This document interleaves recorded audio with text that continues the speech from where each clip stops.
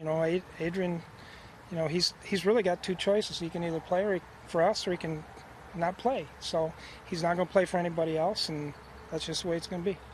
All right, we're going on the beat to talk about the Vikings and Adrian Peterson. Guys, Greg and Chris joining me from around the NFL to look at Coach Zimmer kind of coming out and saying, hey, play or set, one or the other. Well, it's good to see that Mike Zimmer show up in a press conference. That's the guy we saw in Hard Knocks a few years back with the Cowboys, very direct.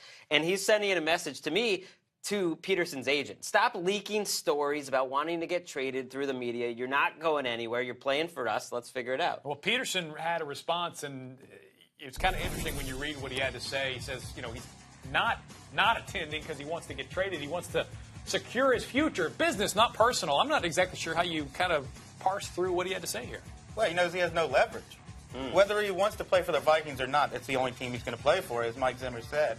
So I think what we take from this statement is that we've gone from will Adrian Peterson report to the Vikings to when will he report to the Vikings, because it's going to happen. The two key words in that statement to me were go Vikings. We haven't heard him say anything that positive about returning to the team yet. So he is admitting he's going to – you don't say go Vikings unless you know you're going to be toting the rock for the Vikings. You say he has no leverage, but don't you think the Vikings could give him more money? Ian Rappaport has reported really what he wants is 2016 guaranteed money. He wants money into next year. That's when they're moving into a new stadium. I could see it happening. I could see them caving and giving him some cash. I don't think he has. I think they're going to make him play the good soldier first. Report to camp, come in, and then we'll talk about your contract. But I don't think he's getting it without reporting to camp. It just seems like the lines get deeper and deeper into the sand, especially when the Vikings didn't pick up a running back in the draft, basically saying, look, he's our guy, or we don't have any options left. They said it all offseason by refusing to entertain these trade offers and accepting his salary. When he got sent away last year, we thought he was either taking a pay cut or getting cut.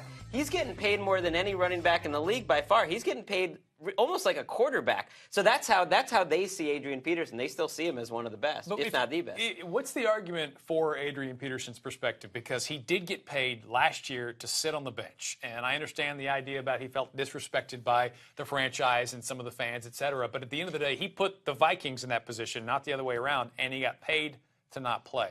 I think it's about the disrespect and feeling like nobody had his back.